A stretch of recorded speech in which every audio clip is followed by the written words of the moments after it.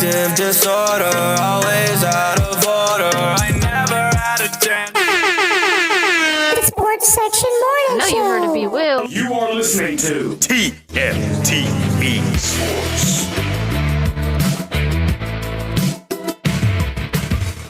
Good morning, everybody. Welcome to the Sports Section Morning Show, episode 19, Monday, August 29th. Is it the 29th? I just said it. No, 28th. August 28th.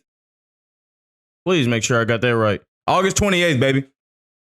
Man, we're going to talk a lot of Titans today. Was at the game, the preseason game against New England, and that defense put on a fucking show, man.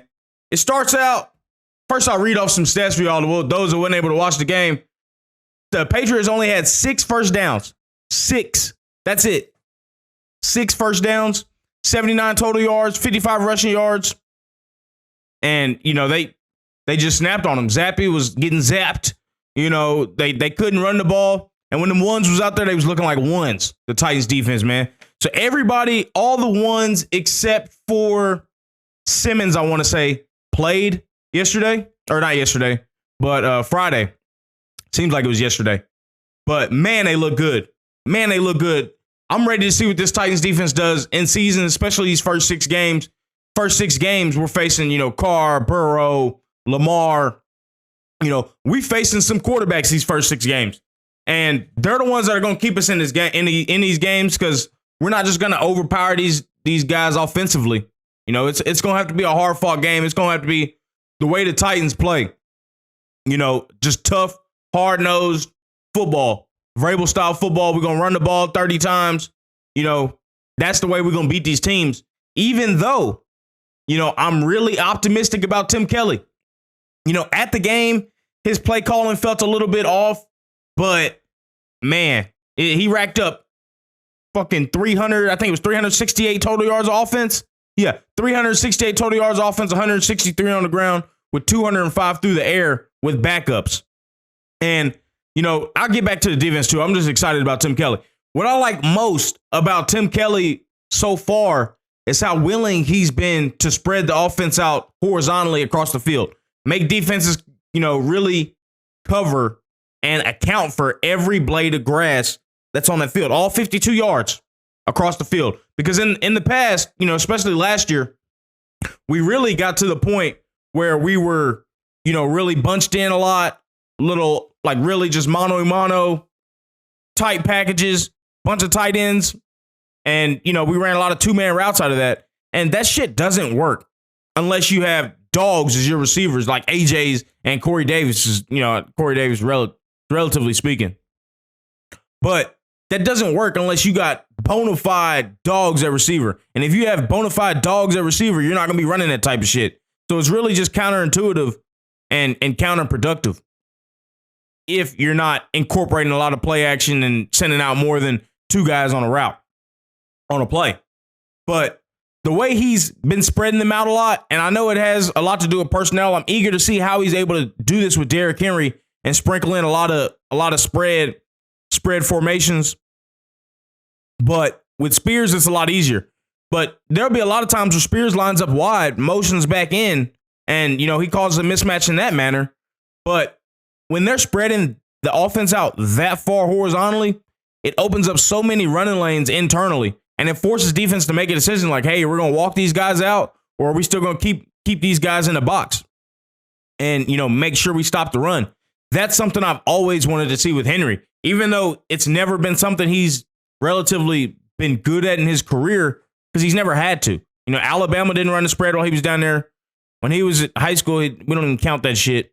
And all his time in the NFL with the Titans, we've never been really that spread out with him in the backfield. So Henry with the spread out backfield causing the defense to make decisions.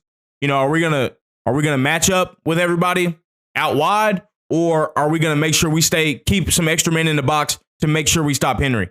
But that is exactly what I've been wanting to see for a while. Is, you know, just trying to keep defenses honest by alignment and not just say, oh, we're going to throw, you know, that old school bullshit. We're going to throw all 11 guys inside the hashes and we're going to beat you. No, you know, this is 2023. This isn't the 1986 Mike Ditka Chicago Bears. Spread these defenses out, especially, these defenses are smaller.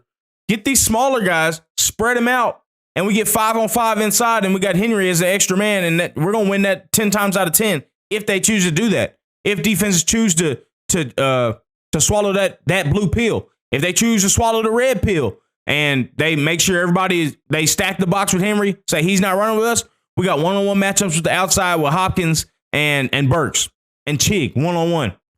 We can take advantage of that. So that's one thing I'm extremely confident and optimistic about with Tim Kelly, just seeing how he's showing his creativity pre-snap. That's another thing we had with Arthur Smith. Yeah, you like it? You like that analogy? Yeah. But the thing with Arthur Smith is we beat a ton of teams using a lot of motion. Thinking about like the Shanahan motions and all that. You're beating and misaligning defenses just off motion alone pre-snap. That don't even count you winning battles on the offensive line or your skill players doing what skill players do, making guys miss. If you can beat a team and beat a defense before the ball's even snapped, that's over half the battle right there. So Arthur Smith used a lot of motion, and we sort of got away from that with Downing. We sort of simplified and dumbed things down. But with Kelly, I see a lot more motion. I see a lot more of the offense being spread out. And like I said, defenses are going to have to pick their poison. And at the end of the day, in the NFL, that's what you want defenses to have to contemplate is, which weapon are we going to try and eliminate? So they try to eliminate Hopkins one game. That's cool. We'll have Henry here. We'll run for fucking 150. They try and eliminate Henry one game. Like, that's cool. We might throw Tajay in there, throw something out to him on the backfield. We're going to do some play action with Chig, or we're going to beat you with Hopkins and Traylon Burks. We don't have the liberty of having, 4 bona fide receivers like Cincinnati or some of these other teams from Mahomes, a quarterback, where we can just drop back 50 times and beat you. Like LA, the Chargers, that is, not the Rams. We don't have that luxury. So we got to work a little bit harder to score our points, and that comes through scheme, effort, and the identity we've had since Vrabel got here is just beating ass in the trenches. Those are the 3 ways we're going to have to win ball games. Control the clock. You can still control the clock and do all that with the spread offense. You just be a little bit more deliberate, and we're still going to run the ball 25, 30 times a game.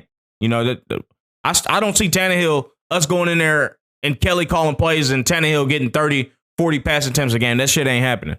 Tannehill don't have the facilities for that. And 2, Vrabel will probably shit a brick. You know what I mean? And we got one of the best running backs in the league, so you just don't do that. But we got to utilize that best running back in the league in different ways than we have before, because teams got the sauce, they got the recipe. They know that, we're just going to stack the box and pray that, or we're going to make Tennessee beat us in other ways. No, let's spread the defense out, open these lanes for Henry before he even gets there, and open them organically. And when he gets the ball, and the offensive line, who's looked really good in preseason, I ain't gonna lie, once they do their thing and they get to moving people out of spots and gaps, Henry's right there. And he's only got to beat a linebacker or maybe 2 linebackers and a safety if you've got everybody spread out. That's the luxury of doing it in that manner and beating guys with motion. But enough about the offense, man. This defense. So Autry with a strip sack. Landry looked good for his first game back. That's why it was really important for Landry to get some reps in preseason. I'm glad that he was able to get them, at that speed. The DBs look good. KB had a pass breakup, and they had 2 3-and-outs, and then they forced a turnover on the 3rd drive, I want to say. So, the defense is exceptional, man. Azeez looked good. Azeez flying around at linebacker. Going into the year, I was worried about linebacker depth because Azeez was a, unproven commodity there. But I've seen enough with Azeez, man. I'm confident in him at linebacker, and Gibbons is going to do a job as a second linebacker when we go with our heavy nickel instead of having, bringing Hooker down. But Azeez, Gibbons, Monty Rice, whenever he decides to come back, I don't know what the hell is going on with him. Them 3 linebackers will give us enough depth at that position. And then we also got, it's going to be some tough cuts. You got Rush at linebacker, and there's another one, not Gibbons, but the other fellow. Forget his name. Got 2 good linebackers that are on the fringe, and we'll probably keep one of them for special teams. Rush can line up on the defense line. He's done that in preseason, lined up as a faux D end almost, to rush the passer with third down. We've done that a lot using one of our linebackers, which I don't prefer that. I'd rather us use a defense lineman, an actual pass rusher. But then again, that gives us a lot of flexibility. If we put one of those middle linebackers, Bowen, if we're able to do this on third downs, like third and long, they'll have 5 D linemen down with one linebacker, and that linebacker will normally be Aziz, but sometimes it's possibly Hooker as that one linebacker. Then they'll have 5 down linemen, and your 5 down linemen will be like Autry, or it would be like Landry, Autry, Jeff, and like Weaver or somebody, our pass rushing package. That would be the 4 D linemen. Then that 5th one on the outside would be a linebacker like we've done with Rush. Rush would be there, and he would be not in 4s, but he would have his hand in the dirt like he was a DN. So that gives us a lot of flexibility on third and longs because that linebacker on the end can either rush the passer, of course, or he can drop back into coverage, drop back into a flat, or run back into a hook curl. And it just gives us so much flexibility and allows us to really confuse quarterbacks, especially young quarterbacks. So, I think that's some value that Rush adds defensively. But, we can still get that same effect from maybe Aziz or, Arden Key he's a rush end, but that he would be there instead of Weaver anyway. But that position would be where Landry would be. Key would be on the left side or the opposite side of Landry, and Landry would be that faux linebacker that's able to drop back into coverage if we absolutely need him to, or rush the passer. So, that's probably why we keep an extra linebacker just for depth in that position and special teams. It's not just going to be kept around for that position, but special teams also. And, that it's going to be a tough cut there. But DBs look good. Even McCreary looked good. Molden hadn't got any. I don't think he got any reps with the ones Friday. He mostly just got his reps as the really the Byard. He's moved into the Byard backup role, which is pretty good. That's a good spot for him compared to corner because he allows him to be a little more cerebral. That Byard role that we have, Byard really floats a lot, and that fits Molden because Molden he's a really smart football player. You watch him on film. He anticipates well, and sometimes he just doesn't have the speed to get across to a spot. But I think Molden could really succeed as that third safety, behind Hooker and Byard because he'll see a lot of time. He'll see a lot of time when we go our big nickel package, unless they just put McCreary in there. But even McCreary played all right. Chat says Farley on PUP. Yeah, he's on the PUP. He's already been injured, but of course the thing that happened last week, he's on the. I want to see he's still on the PUP. Yeah. I don't know when he'll be back. But, of course it doesn't matter when he'll be back. But because, the family stuff going on. But the other guy, Radens, he's on the PUP too. I don't know what the hell's up with Radens. I know he tore his ACL towards the end of the year. So he should be coming back sometime soon. Yeah, definitely no timeline with Farley and his family, man. That's shit's rough, bro. That's terrible. But he's gonna have to. They're gonna support him. He's gonna take his time getting back whenever he needs to take as much time as he is. I'd imagine while he's rehabbing and stuff. But even the rehab comes second to dealing with the family issue at this point. Defense wise, yeah, McCreary looked good. We've got to find a way to keep. What's it? I think it's Chance Campbell. Let me look up. And that's not Chance Campbell. Let me look up who it is real quick. That rush linebacker we have that's got like a ton of sacks. Let me see. Chester, he probably got a rehab person from Daily, right? Yeah, they probably sent somebody with them out there rehab wise. Yeah, that would at least that's what I would have done. I'd imagine the Titans did that. That way he don't got to go back and forth for his rehab, and he could just do it, while he's there with his family. Because I'm sure he's still gonna be doing his rehab, but it'd be a lot easier if there's a doctor, probably not a doctor, just I don't know what do they even call a rehab person? A therapist, a rehab therapist? What do you call that? I don't even know what you would call that person. A PT, physical therapist. Yeah, physical therapist. Probably have a PT with him out there, and they probably stay at his crib or a trainer. Yeah, you're right, a trainer. Yeah, trainer. And they should probably send both of them out there. I'm sure the Titans are really, really taking care doing the best they can. Of course, he's probably going to want his space, but I'm sure they're taking care of him in that manner too. I'm sure they would send a mental health professional, like you said, out there. That would be smart. A trainer and a mental health professional, because Lord knows how he's feeling right now. Just absolutely horrendous story. Here we go. Here's the guy that I was talking about. Caleb Murphy, man. 100% he's on it. If any coach is on it, he's on it. Caleb Murphy's got to make the team. I'd imagine he's like 100% has to make the team. I don't give a damn who else it is. Dowell is on the cut line too. But if I had to choose between Caleb Murphy and Dowell, and I know they play different positions, but when it gets to this point in time, we're getting close to the 53. They're sort of lumped into one because they're on the short list of who's going to make it. But Murphy, man, I think this guy had like 6 sacks in 3 games. He came out of college having a 20 plus sack year. The guy can rush the passer and get to the quarterback, and he's undrafted. That commodity and that skill set is way more valuable to me than an undrafted receiver that, he has the intangibles and the tools, but I think Dowell would make it past cuts anyway. Even he might. He's got the tools, he's got the speed, he's got the size, and he's got the hands to be really good. Just needs a little bit of time. But you can't let a guy like Murphy go. You absolutely can't. And Vrabel being a defensive coach, I think he knows the value of that. And at the end of the day, Dowell is a 5th, 6th receiver. Murphy would get time on rushing downs at the very minimum.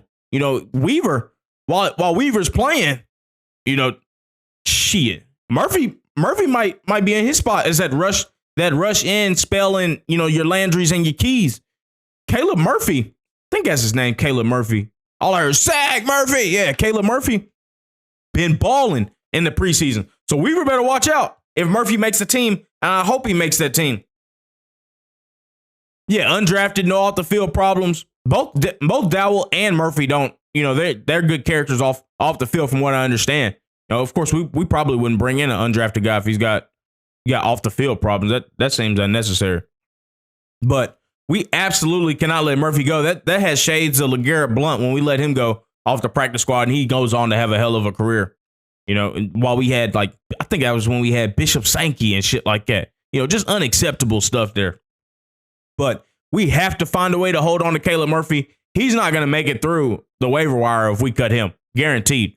Ain't no way he makes it to our practice squad. He has to stay on there. And, I'm taking Kearis Jackson over Dowell just because what he can do on special teams. Good returner. Phillips does not need to be a punt returner. He's fragile. He's like glass. If you looked at him, he's going, tear or not tear. He'll get injured just by looking at him. He light in the ass. He don't need to be on a position like punt return. You need somebody back there with a little bit of bulk that can take a hit and take a beating back there, because that over the course of the year, that punt returner is getting beat up. And you don't want your most fragile receiver back there. These people that say this shit, I know I've been talking about this for the last week, but it just irked me. These people that say this shit could not have ever played football in their life. They couldn't have. Kyle Phillips cannot be back there a punt returner. He can hardly work or perform with his workload at receiver as a third receiver. Why do you think adding more work to him at punt returner is going to keep him on the field? That's not. The guy's injury prone. It ain't happening. But Kearis Jackson, I'd say we got to keep him. Kenzie's going to get kept. Westbrook-Akina, I'd imagine, is going to get kept. Even though Westbrook-Akina could be an option to get cut and, be on the practice squad, because he sort of tested the market in free agency this past year, didn't really get no bites. He came back to Nashville. So that could be an option. Some 3D, 4D chess by Rand Carthen. But man, so enough about the 4th and 5th and 6th receivers, man. The defense was exceptional. But let's talk about this kicking situation the Titans have, man. This predicament, the predicament that the Titans are in. So Badgley, he comes in. I think he hits 3 out of 4 field goals with us. And on Friday, he misses a host of them. I think he missed more. He missed like 4 field goals his first day, and then he was in the interview talking about it's just practice, thinking he's AI. Well, no, you're gone like AI. He comes in, he's 3 for 4 in the game, and he misses a short one a 34-yarder, and, he's cut. So he was one of the first cuts. Out of all the cuts Titans had, Michael Badgley was the kicker, LJ Davis, Gavin Holmes, Zach Johnson, James Murray, and then tight end Justin Rigg. So on to the kicking, though. Badgley gets cut. Rumors are coming out that, Crosby and Suckup in particular are of interest to the Titans. Both of them are in Nashville working out. I think Crosby posted a video on Twitter, him kicking at Brentwood. I want to say Brentwood. It was a high school in Nashville. But, we absolutely have to solve this kicking problem. So, in the beginning of the offseason, the Titans tried it with two really young kickers to, I guess, try and get some long-term stability at the position. Then they tried a little older cat around 28 in Badgley. That didn't work. So, I think it was always I want to say, and I want to think it was always in the plans for them to, they knew they would be able to fall back on one of these really old kickers as a stopgap for a year or two. And that's where it looks like we're at. I would say, and I've suggested a couple episodes ago, between Crosby or Robbie Gould, I really do not want Suckup. That guy's last on my list. I really do not want Suckup. But between the guys that are, I'm not even counting the guys that are cut and are in kicking battles right now. We'll talk about them in just a second. But the guys that are actually available, kickers that are available right now, you could sign them. I could have them on the show and sign them type shit. I would pick Crosby 1, Gould 2nd, and then Suckup absolutely last place. But the thing with Robbie Gould, is that, San Francisco has both of their kickers hurt at the moment. Shanahan said in an interview that they've got to come up with a plan B. So Gould, I'd imagine, is that plan B. That's naturally he'll just go back to San Francisco. He's been there I think he was there for 6 or 7 years. He's there for a good amount of time. So that's why I think there hasn't been a lot of traffic on Robbie Gould's name, is because, he's waiting on San Francisco. Similar to how Kern was last year, with us. Well, it's not similar, but the loyalty part of it is similar. So that's why I don't think there's a lot of traction on Robbie Gould's name. Crosby, he lives in Nashville. He's been working out in Nashville. I think that's always something we've had, queued up in our back pocket is, hey, this guy be available. We'll go through this kicking battle with a young kicker, kickers with a lot of potential. It just didn't work out. We'll try Badgley as a little stopgap for game 3. If he performs well, we'll keep him. If he don't, he's cut. He didn't, he's cut. So, we got Crosby on the back burner, Suckup on the back burner. I absolutely do not want any parts of Suckup. But there's kicking battles around the league. So, one kicking battle that was brought to my attention that I'm really intrigued by is the one in New Orleans between Lutz and Groupie. So both kickers have, pretty big legs. Both kickers are performing well in preseason and making a tough decision for that New Orleans organization and New Orleans head coach. Whoever loses that kicking battle is going to get a job elsewhere, and then whoever loses the LA Chargers kicking battle between Hopkins and Dicker are going to, be on the team. So I'm not sure if the Titans would really go out and contact these teams to trade for one of them so they don't hit the open market. But to really cover your bases and make sure you get one of them, unless they feel confident with Crosby and they've reached out to his agent and, they've got a deal more or less lined up or financially lined out to where they know that, hey, it's just push a button and get him. You might want to look at trading for one of those kickers, Dicker, the loser of that battle in LA between Dicker and Hopkins, and then the loser of the battle in New Orleans between Lutz, I'm not sure how to pronounce his name, and Groupie. Because I would take any of those 4 kickers over the ones that are available on the market now between Crosby and Suckup. Suckup is absolutely last on the list. I don't want any parts of him. I don't like reunions, especially at kicker. There's a reason they left. I know he was injured, but I don't want any part of Ryan Suckup. But I would take any of those 4 kickers that are in battles right now with open arms, and that'll solve our kicking problem for the year. So, at first I was really worried and alarmed about the kickers. The Titans seem really relaxed. They're just playing carousel right now. There's 6 kickers out there that, are available to the Titans that would, of course, upgrade what we have. So that's why I think Rand and Vrabel, they're keeping their cards close to their chest with this one. And they're confident they'll be able to get a deal done with at least one of those 6 guys, whoever's cut. So it'll really be one of the four guys, because two of them be on teams. So one of the four guys that we'll be able to get and reach out to and grab. I'll take any of them except for Suck Up, of course. So that should solve the kicking problem, and we should be okay on that front. All right. Couple more things, and then we'll get out of here. We got Leatherwood released by Chicago. Alex Leatherwood, former Alabama tackle. So here's the thing.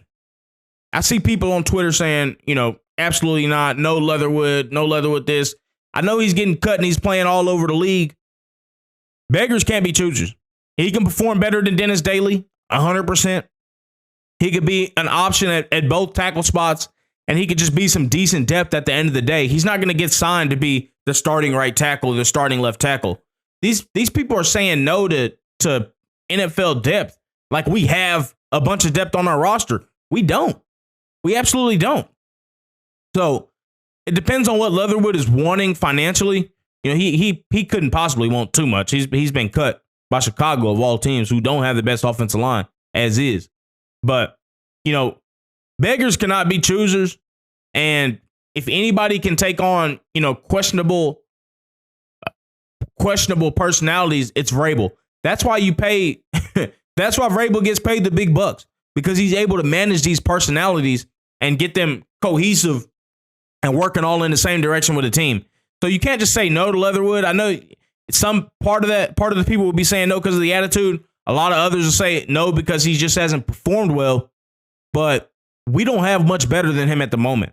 So at the very least, we could bring him in for a workout, see how he does. If he impresses us physically, and we feel like we can have a grip on him, as a teammate mentally, then give him a shot. He's good depth, and he'll shore up that offensive line. But the offensive line, they impressed me in the game against New England. They struggled for probably the first couple series. They struggled, in my opinion, running the ball. They weren't getting a good push, and of course I got to go back and look at the film, look at the all 22 film. But when I was there, it just looked like they were getting beat off the ball by a really good New England front. That New England front ain't no slouch. Even if they didn't play their starters, all their starters, that's a good coached and performing front seven New England has. So you're not just going to run the ball for 400 yards, not 400, but you're not just going to run for 250, 200 yards on New England without moving guys off the spot. And it just took that offensive line a little bit to get gelled and going. Andre Dillard, our starting left tackle, played a bunch. He was out there even after all the other offensive line starters were on the bench with their helmets off. Dillard was still out there getting work and still looked really good. So Dillard is one that's really, really improved over just like if we shit on them in the offseason about them not doing good, we got to give them their flowers as they're doing well. And Andre Dillard has improved a shit ton over the course of the offseason and preseason games himself. From game 1 to game 3, he looks very, very good. And he looks like he'll be at least he'll be a decent left tackle for us. He might not be a great left tackle for us, but he'll do a job right there. And, we'll be able to run the ball towards his side with some good effectiveness behind him and Skoronski. So, Dillard looked really good. Skoronski, I think we got one in Skoronski, man. I think he might be one of them Zach Martin types that we're going to have 15, 16 years as just a penciled in guard playing for us and being stable there. Skoronski has performed extremely well over the offseason. Good thing about offensive linemen, when you don't hear their name, they're doing good, and you ain't heard nothing about Skoronski. The only thing you heard about Skoronski is when they asked him about that bullshit at Northwestern, and he wasn't having he blocked that well too, just like he'd been blocking. So, we got one in Skoronski. I'm really excited to see how he does this season, even as a rookie. He looks like he's really assimilated well, and he's practicing against one of the best defensive lines in the league. So it's like I know it's cliche, but iron sharpening iron. They're gonna get him ready, and he was ready coming in, but he's even more ready now to be a bona fide starter. And as long as that offensive line stays healthy, man, they can. And we get to week 6 with MPF, but we'll be all right. We'll be all right offensively in that offensive line. It's just a matter of Tannehill doing what he needs to do, and Kelly maintaining that good play calling that he showed in game 3. Even though he ain't opened up the playbook for nothing. He ran a bunch of basic ass shit and was still performing well. So, if he just keeps spreading defenses out like he is, making defense pick their poison, we got one in this offense. I'm way more optimistic about this Titans offense than I was going into the year or going into the offseason, honestly. So really good by the offense line. They performed well. It's just on the skill players and Ryan Tannehill to do their thing, honestly. So moving on, last thing we got today on the agenda, Stroud and Richardson named starters. Of course, that's a given. The coach tried to play, they act like they're the only ones that know what the hell's going on. They don't know what's going on. That's the problem. But they try and trick everybody when they end up really just tricking themselves. But Richardson starts for them, even though Irsay was saying, oh, well, I don't know. Minshew has to play early, but it's going to be a battle. Or he said Richardson has to play, yada, yada, yada. Everybody knew Richardson was going to start, man. You don't draft a guy fourth for him not to start. He's starting. But it's officially announced, Stroud, Richardson. I think, once again, and I'm standing by this, I think Richardson's going to have a better year than Stroud based purely on the weapons that he has. I drafted Mechie in one of my fantasy leagues, but that was in the 16th round. But, Richardson, especially because I don't think Taylor's going anywhere for one. That apparently Miami offered a trade to Indianapolis that got turned down. Taylor ain't going nowhere, man. I don't see it happening. If they can get Taylor back in there, get Taylor back assimilated with the offense, the Colts are going to have a pretty decent offense. They got Pittman there, Pittman, Taylor, Anthony Richardson in the backfield. They're going to cause some problems. And Richardson, especially if they run the ball or Richardson runs the ball as much as he should, which going off their head coaches they got from Philly, they're going to utilize his legs as they should. But I think he's going to have a better year than Stroud. He might be up there. No, I ain't going to say that. I was about to say he'd be in there with Rookie of the Year conversation. That ain't happening. But, I think he'll have a better year as Stroud just because Stroud doesn't have anybody to throw the ball to. Tank Dell, he's got a bunch of rookies. Tank Dell is a rookie. Mechie's a rookie. Collins is Collins. And Robert Woods is out there stealing money. Somehow he got another organization he's stealing money from. But Stroud just don't have that the weapons to really be able to succeed out there. But Richardson should, with Taylor and Pittman. So I'm honestly excited to see what these rookies do this year between Bryce Young. We ain't gonna see Will Levis, but Bryce Young, Anthony Richardson, CJ Stroud, Stetson Bennett might be playing. It might be Stetson, and then Aiden McConnell out in Vegas. So I don't know if I'm missing one, or I feel like I got them all. But I'm eager to see what these rookies do this year, honestly. But I think Rookie of the Year, I think Bryce Young will have it. And of course, we'll do our Rookie of the Year, and we're gonna do all our predictions on the X and One show in episodes. It'll be episode 7. We'll be recording that this coming weekend. Episode 6 will be out tomorrow, but we'll be doing all our NFL predictions that weekend on that episode, and you'll see who I got for Rookie of the Year, who I got for MVP, and such like that. But yeah, I think that'll wrap the show up, man. It was a quick show today. We're about to get into the grind time. We're about to get in for the grind time for the NFL season. NBA is gonna be coming back right around the corner in about 2 months, about 2 months. So grind time, Titans coming, Vols coming. There's going to be a lot going, man. It's going to be a lot going. Make sure y'all tap in on YouTube. Make sure y'all subscribe to us at TFTV Sports on YouTube. Make sure y'all follow us on all socials at TFTV Sports and on Instagram at TFTV.sports. Thank y'all for joining. We out, man.